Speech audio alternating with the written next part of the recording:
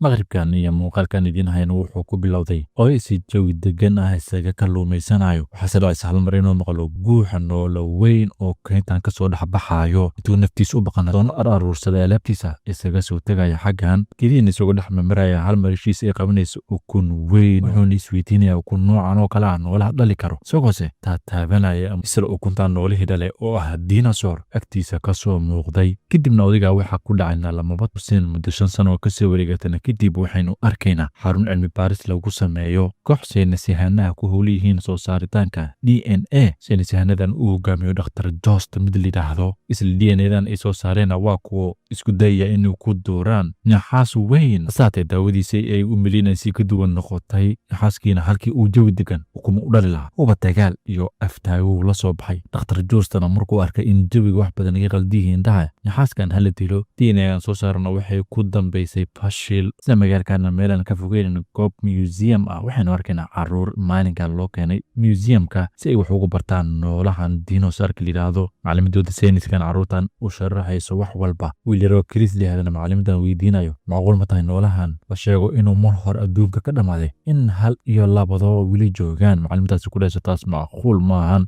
intaa kadib ardadan oo u dhammaatay maalinkoodii museumka Chrisna uu raba inuu xoogaa yar meeshan ku haro saaxiibayaashiisa ay wacayaan ka badbayntiina baska macallin kale ardada xisaabinayo si aygaan mid ka mid a meeshan aanan looga tegin intaa ka bacdina Chris iyo labadiisa saaxiib oo isaga sii socday gurigooda wiilkan uu arkay dukaan aan caadi ahaynin wuxuuna go'aansanaa gudaha inuu u galo isuu gelitaankiisina meesha ku arkay waxyaabo fara badan oo qadiimi ah milkiilaha dukaankan oo soo muuqday waayeelna ah unagana weydiiyey maxaan ku siiyaa Chris ku jawaabay wax qadiimi ah oo welibana dadka inta badan helin ayaa rabaa inaad isiiso wadigaas wiilkan uu soo bandhigay caara weyn balse Chris uusan ka helin tan wuxuuse dhahay haddii saas tahay waxay dhiikaadi intuu maqaasiinka kalena u soo bixiyey sanduuq waxa ku dhex jira aanan la aqoonin unagana markuu weydiiyey qiimaha uu gadaya sanduuqan ku dhahaya si firi ayaan kugu siinayaa laakiin waxaa qasab kugu aha waxa ku dhex jira amaba aad ka hesho inaad si fiican daryeesho Chrisna uu aqbalaya taa sanduuqiina soo qaatay gurigiina yimid isagoo se damcaya inuu furo hooyadiisa uga baanaysa gadaal hoos wuu ka qarina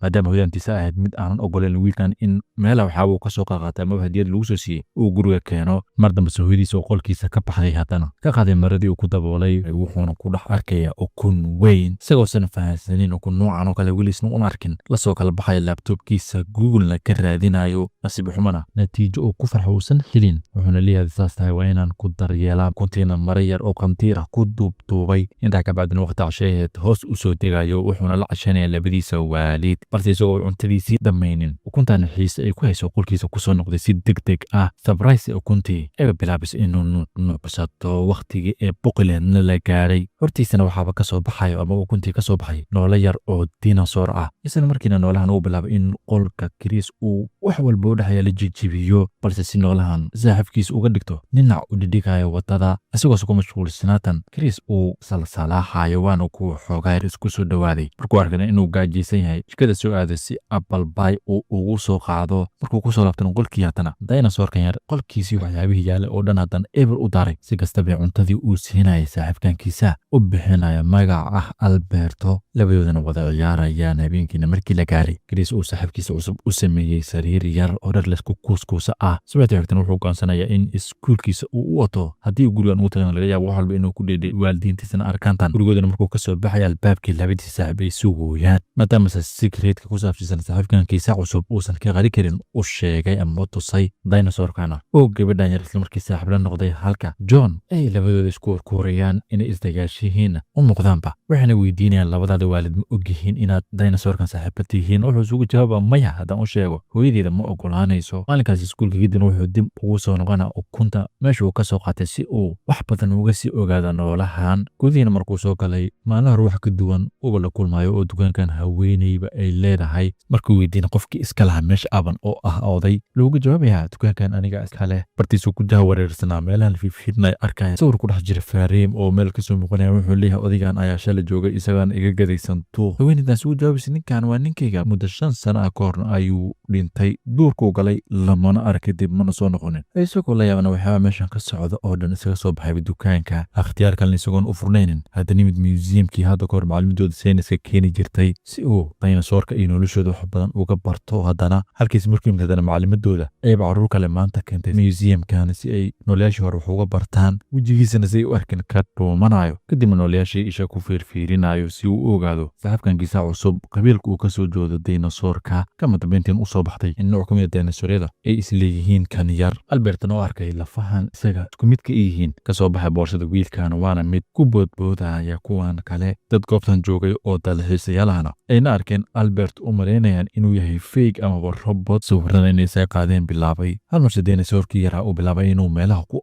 ordo si aanan loo arkin noolahan saxabkiisii uu ka daba cararayo dhinaca kale isla dhakhtar justo museumkan qaybta xafiiskiisa ahaa halkaas kula kulmayo nin kaloo isagana saynisahana dhakhtar justana waxaa la tusayaa lafo qadiimi ah oo mar hore ka yimid balse dhakhtar justo uu leeyahay waxaabaan aad soo hesheen oo wax useless ah markii isaga iyo cilmi baaristiisa loo ego anigu waxaabaan kalguma saqajaamuu leeyahay wax kaloo waaweyn la imaada meesha una sii sheegay keliya inuu raadinayo dinosaur iyo waxyaabo ku saabsiisan amaba dinosaur jirkiisa dhan uu is haysto si aan DNA-gaas ugu qaado kadibna u soo saaro DNA-ga saxda ee noolahan kadibna halkaas caan iyo lacag baan ka helo intaa kabacdi dhakhtarkan uu iska soo baxay xafiiskan shaybaarkiisana u sii socday CCTV ka arkaya dinosaurkii yarha oo museumkan dhex ururdaya wuxuu leeyahay waa meelaba kaa rabay isagana inuu bursada dhinaciisa ka bilaabay dhinaca kale kariisu saaxiibkiisa ka daba ororaya muddo daqiiqada ah damcan inuu dejiyo boorsadiisana ku soo noqdo noolahan uuba waxaabas dhan dhegaysanaynin waana mid wax walba kowrimada jijibinaya rafaad iyo halgan dheer kadibna kama dambeyntii kariis u suuragalayso in noolahan boorsada uu ku soo celiyo meeshiina markuu raba inuu kasii tago dhakhtar juusto uuba kor taagan yahay wuxuu cunugan weydiisanaya ugu soo wareejiyay baalka boorsadan inuu ka daba rabaya saate u suuragasho cunugan inuu ka fakado museumkani kasoo fogaaday wuxuuna imaanaya meel supermarketa si uu noolahan ugu gado waxyaaba uu cuno meeshiina intuu warwareegaya qof macaamila watay cunugan ku qaylinaya boorsadiisa maadaama uu fahansanaa in balaahi ay ku dhex jirto sheekadana waxay kasii dartaba wakhtigii lacag bixinta wiilkan naag meeshaas kaashiirka ka ahayd noolahan oo boorsad madaxa kasoo taagta arkaysa halkiina hadan qalalaas uu ka biloobay noolahan dadkii dukaamaysanayaan isweydiinayaan waxaan intuu ka yimid kama dambeyntiina albert uu suura gashay in banaanka uu supermarket uga soo baxo wuxuuna arkay oday waayeel oo gaarigiisa saaranaya alaab si qarsoodiyahana gaarigaas qaybta dambe ka soo kooray halkii kiriis oo bursanaya isagana markuu kasoo baxo supermarket ka arkaya gaarigii uu saarnaa saaxiibkiisa waana uu kasoo daba ordaa balse nasiib xumo u suuragelin inuu soo qabto kama dambeyntiina odaygii gaarigeeda wata markuu gurigiisa yimid gaarigiina qaybta dambe furay cuntadii uu soo gatay maanta albert uu eber u daaray intuu ka cabsado noolaan qaabka daran soo qabsaday qurigiisa hal xabana ku riday nasiib wanaagsiisana ku dhiceen wuxuuna wacaa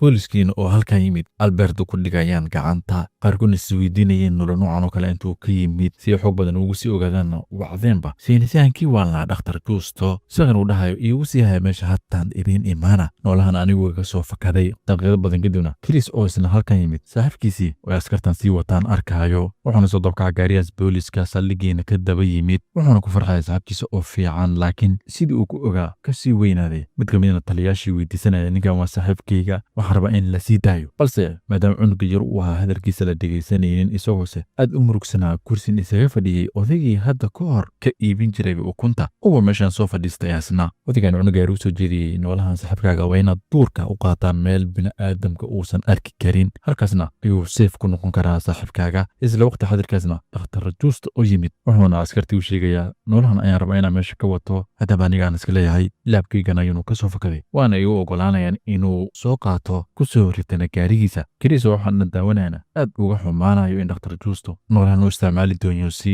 ka baxsan bini'aadanimo balse odaygii mysteriouska ha ku dhahayo steji meeshuu odigan u wado noolahan ana og aanana ku geynayo halka dhakhtar juusto gaarigiisa ka jiray aad u faraxsan yahay maanta maadaama uu yahay ninka ugu nafka badan muddona wuxuu raaraadinaya uu helay lacag iyo magacna heli doono sababtan wax kale maaha noole mar hore adduunka ka dabar go'aray ayaaba gaarigayga ii saaran kuna sii faanaya DNA-giisa ayaan extract ku samayn doonaa si dinosaurya kala fara badan u soo saaro sidoo kale odaygii iyo Chris soo wada qaadanayaan mooto baagi ah oo odaygan gacantiisa ku sameeyey wadadayna intay ku sii socdeen traffic light uu istaajinayo Chrisna hal mar gaari aabihiisii oo isna traffickan ku xajirnaa ish is saarayaan nasiib wanaag aabahan oo ahaa mid shaqadiisa aad ugu daalan ama u nacay u malaynaya maskaxdiisa waxaabay u sawiraysa inay yihiin wiilkan oo kiisa ahaynin dhinaca kale Dr. Justi tiimkiisa imaanayaan xarun cilmi baarisa oo keynta ku dhex taalay weliba qarsoodi ahayd tiimkiisan u jeedinaya hadal oo yiri taariikh ayaan samayn doonaa maanta dinosaur dhaba ayaana haysanaa dhinaca kale odayga iyo Chris oo ayagana wadadii wiil ku soo socday si ay uga soo gaaraan Dr. Justo goobta uu joogo mootadii speed odigan uu ku soo badinayo taasoo keentay gama dambeyntii shil inay galaan go'aan ku gaaray inay lugta ugu sii socdaan meesha ay rabaan gama dambeyntii markii soo gaareen Dr. Justo ilaaliyaashiisa laabkan inta aan la gelinba joogaan odigan soo dhahay anaa mashquulinahay ordadiga geeska ka soo gal wuxuuna bilaabay in magic trick uu la ciyaaro waardiyaashana saatay ku fahmeen waana kuwo gacanta ku soo dhigay si ay u xiraan Chrisna uu arkaya taas wuxuuna ka baqaya qofka kale qaab doon inuu isaga yahay balse si walba uu uga dhoomi karay waardiyaashan uga dhoontay tandayaal fara badan ka raadinay saaxiibkiisa kama dambeyntiina helay halkii uu ku xirnay balse saaxiibkiisa uu ku ogaasay ka duwan uu yahay oo bahatan dinosaur weyn noqday soo isweydiinay sidee baad silsiladan ugu xiran uga furi kartaa nasiib xumo waardiyaashii u soo galayaan teendada ayagoona xiriir isla cunuga nasiib wanaag gadaashooda uu ka soo muuqanayo odaygii waana mid